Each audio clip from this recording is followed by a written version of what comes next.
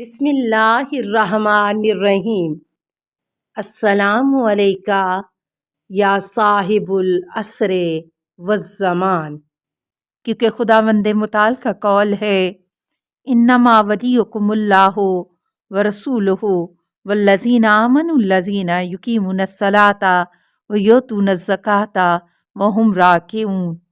تمہارا ولی صرف اللہ اور اس کا رسول ہے اور مومنین جو حالت رکوع میں زکوٰۃ دیتے ہیں۔ یہ بات علماء کے نزدیک مسلم الثبوت ہے کہ یہاں مومنین سے مراد حضرت علی علیہ السلام ہیں۔ اس کے علاوہ بھی بہت سی روایتوں میں اس طرح کی باتیں ملتی ہیں۔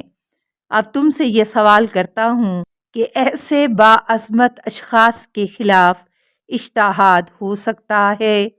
تو پھر ایسا ہی اجتہاد کر کے کیا کوئی مسلمان رسول خدا صلی اللہ علیہ وآلہ وسلم کے بعض صحابہ کو برا بھلا نہیں کہہ سکتا؟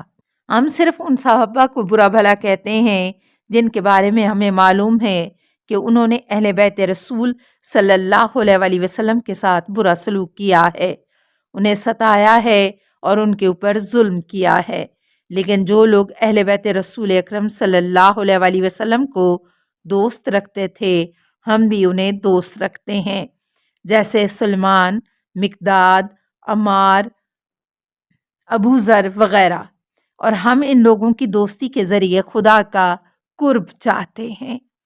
اصحاب رسول صلی اللہ علیہ وآلہ وسلم کے متعلق ہمارا یہی عقیدہ ہے، اور سب و شتم کرنا ایک طرح کی لعنت و ملامت ہے جسے خدا چاہے تو قبول کرے اور چاہے تو نہ قبول کرے، مگر یہ اصحاب کا خون بہانے کی طرح ہرگز نہیں ہو سکتا۔ یہ امیر شام ہی تھا جس نے حضرت علی علیہ السلام کو برا بھلا کہنے کے لیے 70,000 ممبر مخصوص کر رکھے تھے، اور یہ روش 80 سال تک جاری رہی، لیکن اس کے باوجود بھی وہ حضرت علی علیہ السلام کی منزل میں کسی طرح کی کمی نہ کر سکا۔ اسی طرح شیعہ بھی خاندان رسالت کے دشمنوں کو برا بھلا کہتے ہیں اور اسے عذر اجتہاد جائز سمجھتے ہیں۔ بالفرض اگر ان لوگوں نے اپنے اس اجتہاد میں غلطی کی ہوگی تو ان پر گناہ نہیں ہوگا۔ توضیح کے طور پر کہیں کہ اصحاب پیغمبر کس طرح کے تھے۔ بعض قابل تعریف اور بعض منافق صفت تھے، اور بعض اصحاب کی تعریف قرآن میں آ جانے سے دوسرے بعض صحابہ کا فسق و فجور ختم نہیں ہو سکتا۔ اصحاب کو برا بھلا کہنے کے سلسلے میں ہمارا اجتہاد ان لوگوں کے نیک اور رسول خدا صلی اللہ علیہ وآلہ وسلم کے پیرو اصحاب کے لیے ہمارا یہ اعتقاد ہرگز نہیں ہے۔ حنفی عالم نے بڑے تعجب سے کہا، کیا بغیر کسی دلیل کے اجتہاد جائز ہے؟ حسین، ہمارے مجتہدین کی دلیلیں بڑی واضح ہیں۔ حنفی عالم، ان میں سے کوئی ایک بتاؤ۔ حسین بن عبد الصمد نے بہت سی دلیلیں بیان کی، جن میں جناب فاطمہ الزہرا سلام اللہ علیہا پر ہوئے مظالم کا بھی ذکر کیا۔ سورہ احزاب کی 57 نمبر آیت پڑھی، جس میں آیا ہے ان الذین یؤذون اللہ ورسولہ لعنہم اللہ فی الدنیا والآخرہ۔ بلا شبہ جو اللہ اور اس کے رسول کو اذیت پہنچاتے ہیں ان پر اللہ دنیا اور آخرت میں لعنت کرتا ہے۔ آیت رضوان کے بارے میں ایک مناظرہ۔ مجھے یاد ہے کہ ایک شافعی عالم سے میری ملاقات ہوئی جو قرآن کی آیات و احادیث سے تھوڑی بہت واقفیت رکھتا تھا۔ اس نے شیعوں پر اس طرح اعتراض کرنا شروع کیا، شیعہ لوگ اصحاب پیغمبر پر لعن طعن کرتے ہیں، یہ کام قرآن کے خلاف ہے، کیونکہ قرآن کے مطابق خداوند متعال ان سے خوش و راضی ہے جو لوگ خدا کی خوشنودی حاصل کر چکے ہوں، اور ان پر لعن طعن کرنا صحیح نہیں ہے۔ اس سلسلے میں سورہ فتح کی 18ویں آیت میں خداوند عالم ارشاد فرماتا ہے لَقَدْ رَضِيَ اللَّهُ عَنِ الْمُؤْمِنِينَ इज़ युबाय्यूनका तहतल शजरते फ़अलिमा मा फ़ी क़ुलूबिहिम फ़अनज़लल सकीनता अलैहिम व असाबहुम फ़तहन करीबा। बित्तहकीक खुदावंद मुताल उन मोमिनों से राज़ी हुआ जो उस दरख्त के नीचे तुम्हारी बैत कर रहे थे। खुदा को उनकी दिल की बात मालूम थी, लिहाजा उसने उन पर सकीना नाजल किया और उन्हें फ़तह करीब से नवाजा। ये आयत उस वक्त नाजल हुई जब पैगम्बर अकरम सल्लल्लाहु अलैहि वसल्लम हिजरत के 8वें साल माह ज़िलहज्जा में 14,000 मुसलमानों के साथ मदीना से मक्का उम्रा करने की खातिर रवाना हुए थे।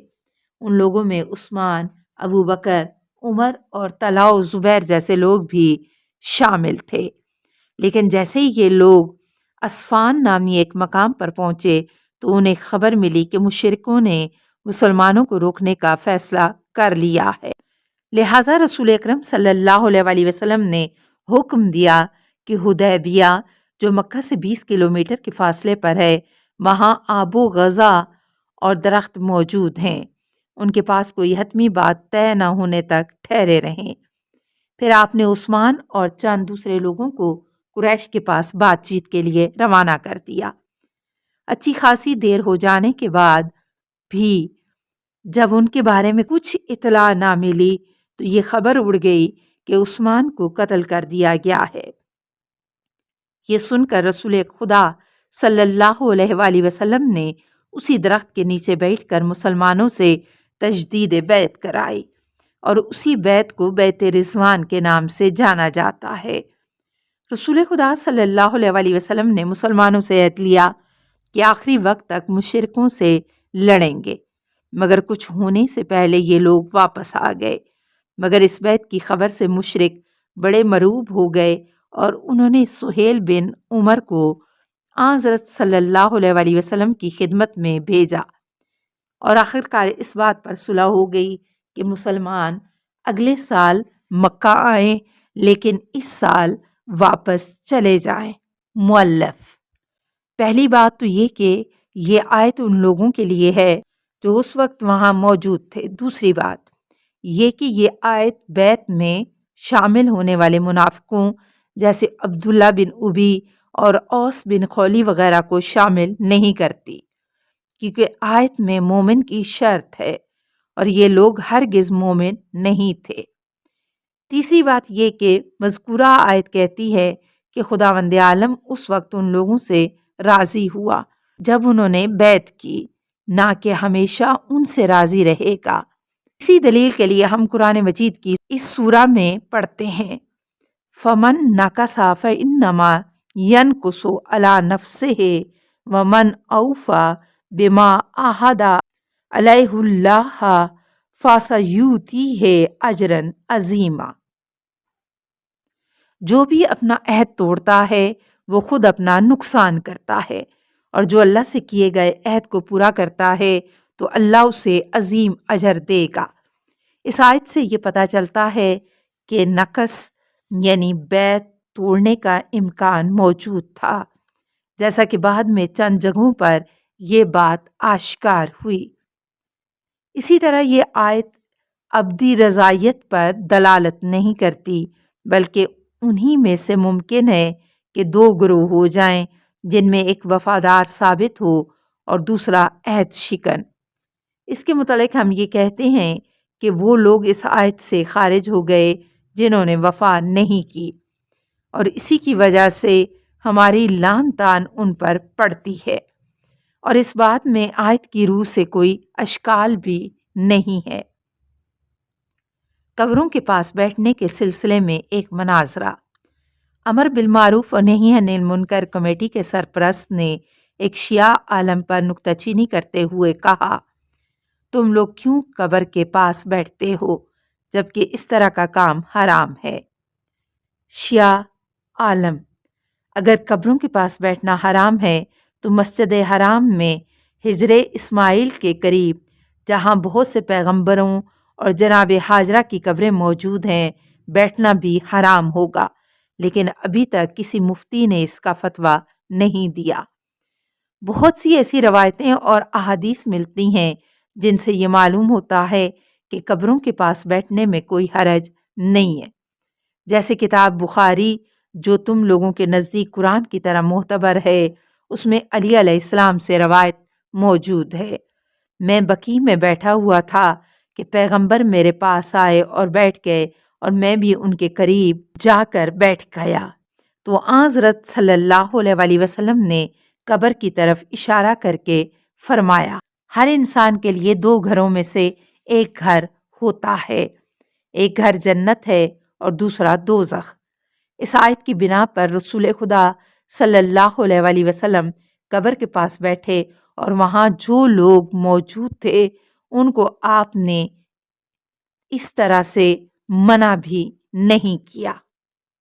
السلام علیکہ یا صاحب العصر والزمان، الامان الامان الامان من فتن الزمان، السلام علیکہ یا خلیفۃ الرحمن، السلام علیکہ یا امام الانس والجان، السلام علیکہ یا مظہر الایمان، السلام علیکہ یا شریک القرآن، السلام علیکہ یا قاطع البرہان، السلام علیکہ یا امام زماننا ھذا اجل اللہ فرجک وسہل اللہ مخرجک وظہورک، السلام علیکہ ورحمۃ اللہ۔